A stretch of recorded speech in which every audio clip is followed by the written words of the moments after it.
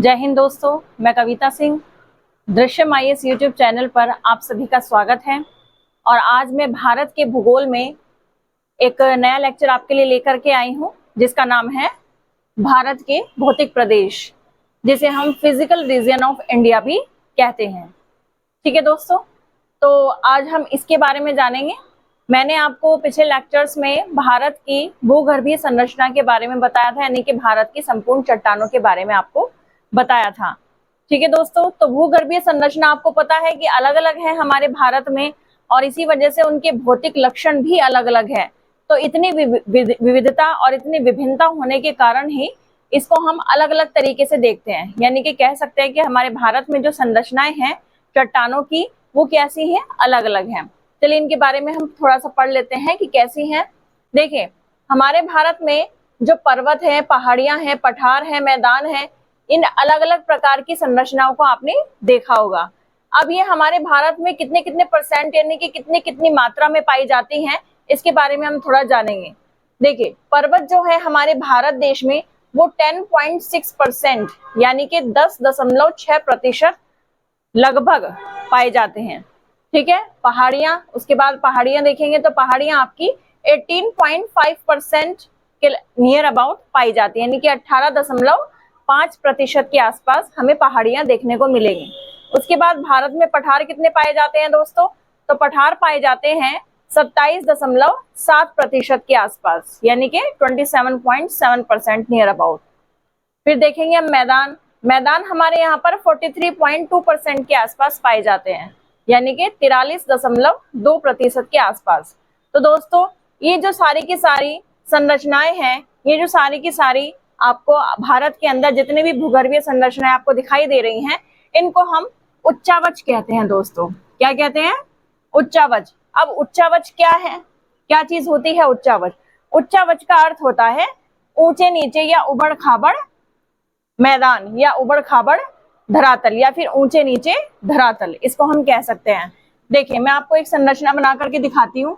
जैसे ये आपके पहाड़ हैं, सबसे पहले आपको पहाड़ दिखाई देंगे ऊंचाई पर। उसके बाद में आपको मैदानी इलाका मिलेगा। फिर आप आएंगे नीचे तो उसके बाद में आपको पठार इलाका मिलेगा, पठारों का। और देन उसके बाद आपको समुद्र तटीय इलाका मिलेगा, जो समुद्र से लगता हुआ होगा। तो सबसे पहले आपके पर्वत यानी कि पहाड़ी एरिया जो है वो सबसे ऊंचे होते हैं। उसके बाद में आपके आते हैं मैदान, फिर आते हैं आपके पठार, और उसके बाद में आते हैं आपके समुद्र तटीय क्षेत्र। क्लियर है? जो समुद्र से लगे हुए इलाके हैं, जो समुद्र से लगे हुए किनारे हैं, उनको समुद्र तटीय क्षेत्र कहा जाता है। तो समुद्र तटीय क्षेत्र निचाई पर होते हैं, और ऊंचे जो होते हैं वो क्या होते हैं दोस्तों? पर्वत होते हैं, पहाड़ होते हैं। ठीक है, तो इन्हीं को आप क्या कहते हैं?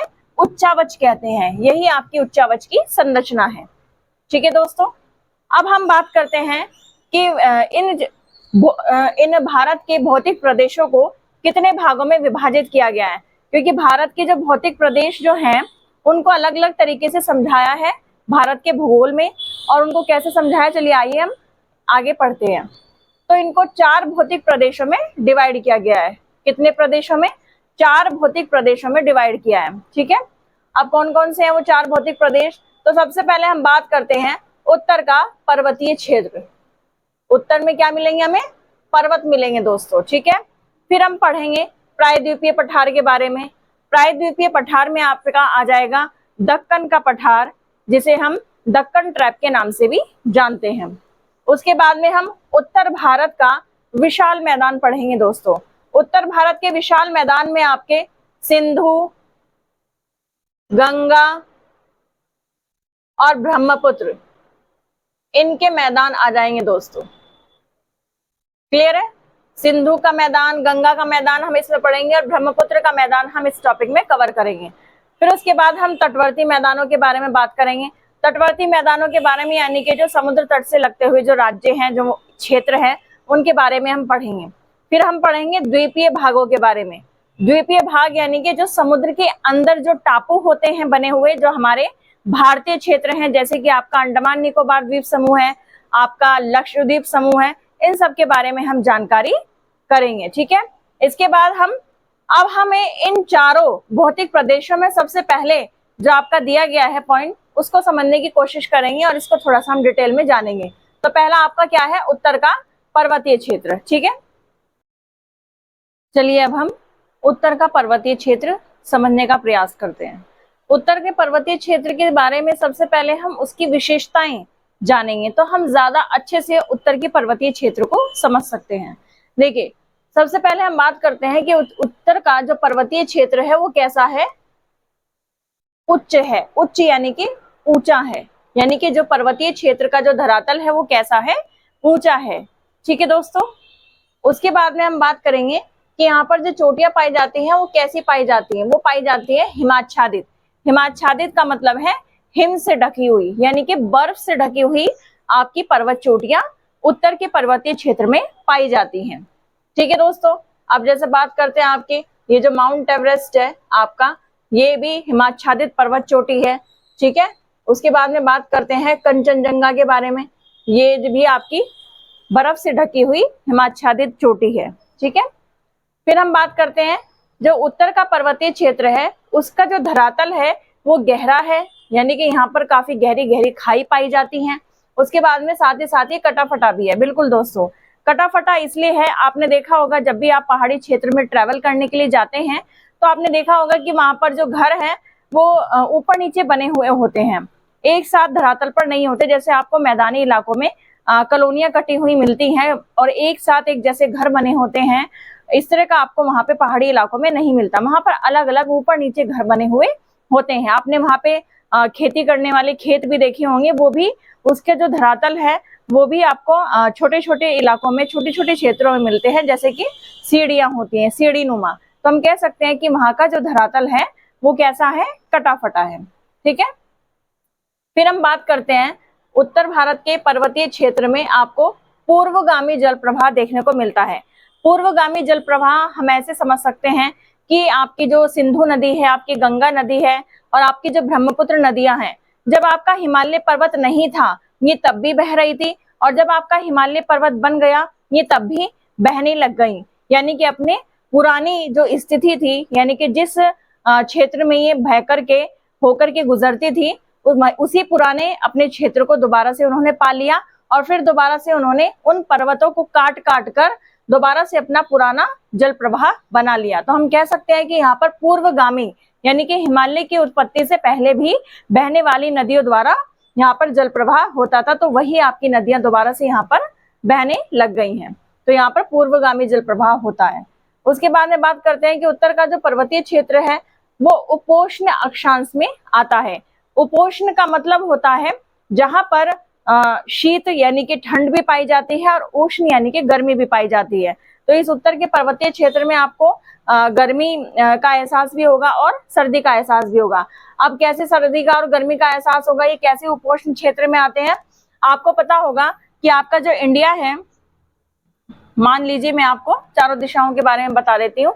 जो आपका इंडिया है इस तरीके से, ये आपका नॉर्थ है, ये साउथ है, ये ईस्ट है, ये वेस्ट है। ठीक है, अगर बात करें आपके इंडिया के नॉर्थ और साउथ में जो अक्षांश रेखा है, साउथ की जो अक्षांश रेखा है आपकी दोस्तों, तो वो किस पर आती है, 8 डिग्री 4 इंच के आसपास। तो 8 डिग्री 4 इंच से लेके 97 डिग्री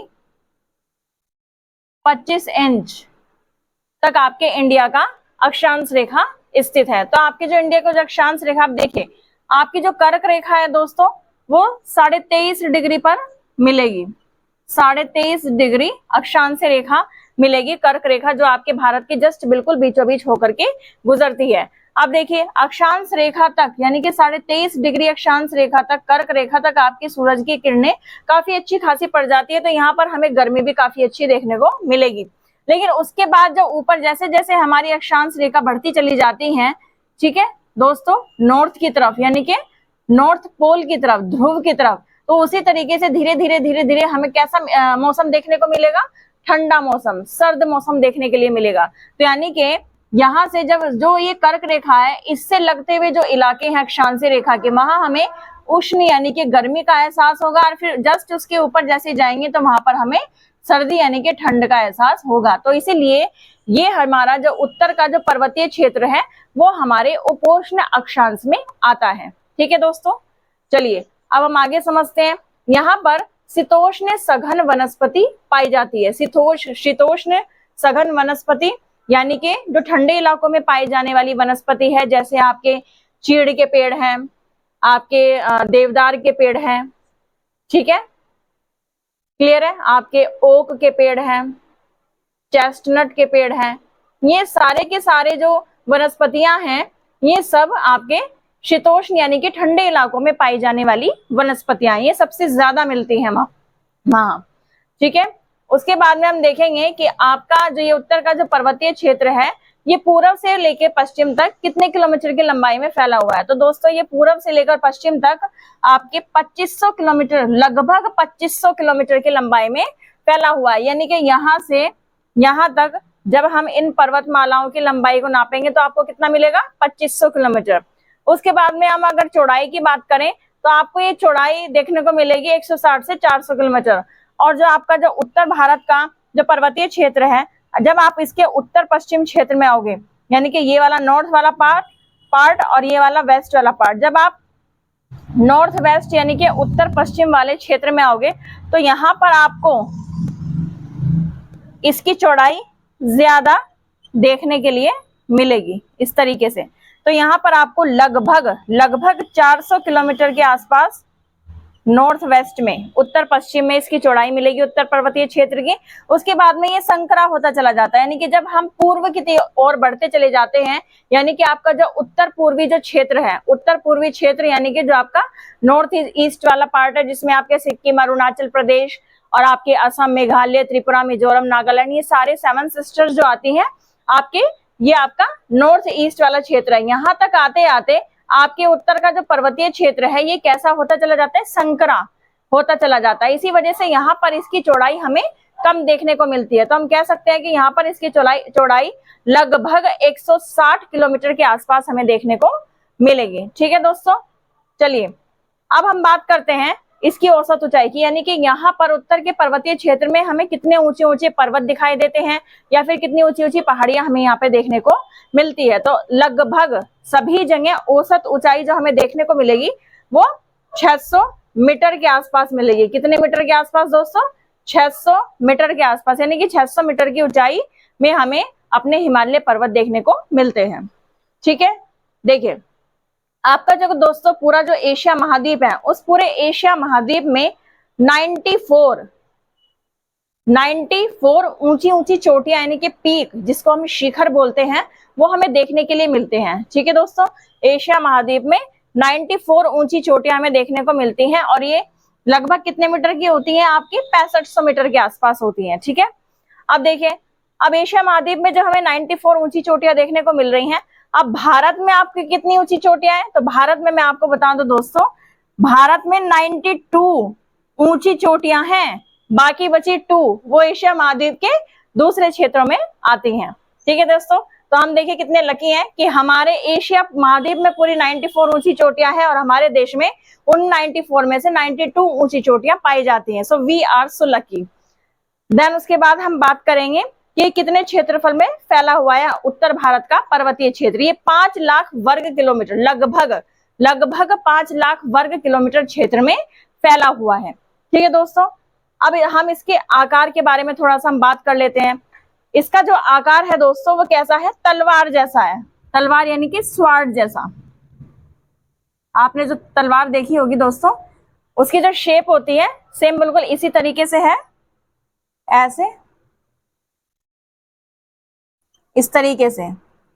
यहां से आपके जम्मू कश्मीर से स्टार्ट होकर के जब आपके, और फिर उसके बाद नेपाल से होते हुए और फिर आपके अरुणाचल प्रदेश से नीचे की तरफ म्यांमार की तरफ पहुंच जाती है, अराकान योमा की श्रेणी में कन्वर्ट होकर के और जाकर के आपके जो आपका म्यांमार वाला जो क्षेत्र पड़ता है, म्यांमार से होते हुए आपकी बंगाल की खाड़ी में नीचे पहुंच जाती है। और नीचे पहुंचने के बाद ये समुद्र के में आपकी मिलती है, जाकर के कहाँ पर पहुंचती है, ये आपके अंडमान निकोबार द्वीप समूह तक जाती है, नीचे नीचे समुद्र के नीचे नीचे। वहां पर भी हमें अपनी हिमालय पर्वत की कुछ चोटियां या फिर कुछ श्रेणियां देखने को मिलती हैं।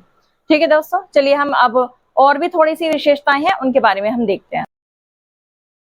चलिए दोस्तों, हम उत्तर के पर्वतीय क्षेत्र की कुछ और विशेषताओं के बारे में जानकारी ले लेते हैं। देखिए, उत्तर का पर्वतीय क्षेत्र की अगर हम बात करें तो इसके उत्तर में आपको तिब्बत का पठार देखने को मिलेगा, ठीक है दोस्तों, और इसके दक्षिण में आपको सिंधु, गंगा और ब्रह्मपुत्र का मैदान देखने को मिलेगा, ठीक है। तो उत्तर के पर्वतीय क्षेत्र के उत्तर में तिब्बत का पठार स्थित है और दक्षिण में सिंधु, गंगा, ब्रह्मपुत्र का मैदान स्थित है। उसके बाद में हम बात करेंगे, ये कैसा पर्वत है दोस्तों? नवीन मोड़दार पर्वतीय क्षेत्र है। किस प्रकार का मोड़दार पर्वतीय क्षेत्र है? नवीन मोड़दार पर्वत क्षेत्र तो है ये उत्तर का पर्वतीय क्षेत्र, लेकिन नया है, अभी अभी बना है। मैंने आपको बताया था पिछले लेक्चर में भी कि जो यहाँ पर आपका हिमालय श्रेणी पाई जाती है, तो जाहिर सी बात है कि हिमालय श्रेणी अभी अभी बनी है, ठीक है। प्लायोसीन युग में ही बनकर के तैयार हो गई थी आपकी ये पर्वतीय क्षेत्र, यानी कि आपकी हिमालय श्रेणी। हुई कैसे थी ये हुई थी दबाव शक्ति के कारण, यानी कि प्रेशर कंप्रेशन की वजह से, और समानांतर भूगतियों की वजह से, यानी कि टेंजेंशियल अर्थ मूवमेंट की वजह से ये हमारे नवीन मोड़दार पर्वत बने थे। मैंने आपको बताया था कि जो आपके जो यूरेशियन प्लेट है और आपकी जो इंडियन प्लेट है, वो एक इंडियन प्लेट आपकी अफ्रीका से टूटकर उत्तर पूर्व दिशा की ओर प्रवाहित हो रही थी, और यूरेशियन प्लेट के नीचे आपका क्या था? टेथिस सागर। तो जैसे ये इंडियन प्लेट यूरेशियन प्लेट के नीचे पहुंचती है और उसे मिलता है टेथिस सागर, तो यहाँ पे टेथिस सागर के अंदर अवसादों में कंप्रेशन यानी कि प्रेशर डालती हैं ये दोनों के दोनों प्लेटें, और उसके बाद में इस तरीके से इसमें वलन पड़ने स्टार्ट हो जाते हैं, जो आगे जाकर के हमें नवीन मोड़दार पर्वत के रूप में मिलते हैं, जिसे हम हिमालय श्रेणी के रूप में जानते हैं, ठीक है दोस्तों। चलिए, अब हमें यहाँ पर अनेक मोड़ मिलते हैं, यानी कि बहुत सारे मोड़ मिलते हैं, जिसे ओवरफोल्ड के नाम से जाना जाता है। यानी कि यहाँ पर किस तरह के फोल्ड पाए जाते हैं? एक तो नॉर्मल फोल्ड होते हैं इस तरीके से, और कुछ इस प्रकार के होते हैं जो ओवरफोल्ड होते हैं। तो ये भी हमें देखने के लिए यहाँ पर मिलते हैं इस तरीके से, इसे कहते हैं ओवरफोल्ड। चलिए अगला देखते हैं, शाई मोड़। शाई मोड़ यानी कि रिकम्बेंट फोल्ड। शाई मोड़ का मतलब होता है लेटे हुए मोड़, ठीक है। अब लेटे हुए मोड़ कैसे होते हैं? देखिए, इनका जो मोड़ होता है वो एक तरीके से कह सकते हैं क्षैतिज अवतलन होता है, यानी कि जो वलन होता है वो कैसा होता है? क्षैतिज होता है दोस्तों, ठीक है। तो इस तरीके से इसका जो आधार होगा वो कैसा होगा? क्षैतिज होगा, और इस तरीके से इसमें वलन पड़ते हुए आपको दिखाई देंगे। तो ये क्या कहलाते हैं? शाई मोड़ कहलाते हैं। आप देखिए, जो लेटा हुआ जो हिस्सा है, ये रहा इसका लेटा हुआ हिस्सा, ये वाले जो मोड़ आपके कहलाते हैं ये शाई मोड़ यानी कि रिकम्बेंट फोल्ड कहलाते हैं। क्लियर है दोस्तों? चलिए अब हम बात करते हैं, ग्रीवा खंडीय मोड़ भी यहाँ पर पाए जाते हैं। ग्रीवा खंडीय मोड़ यानी कि नेप्स मोड़, नेप्स फोल्डेड। अब नेप्स फोल्डेड कैसे होते हैं? जैसे कि ये आपकी चट्टान है, इस तरीके से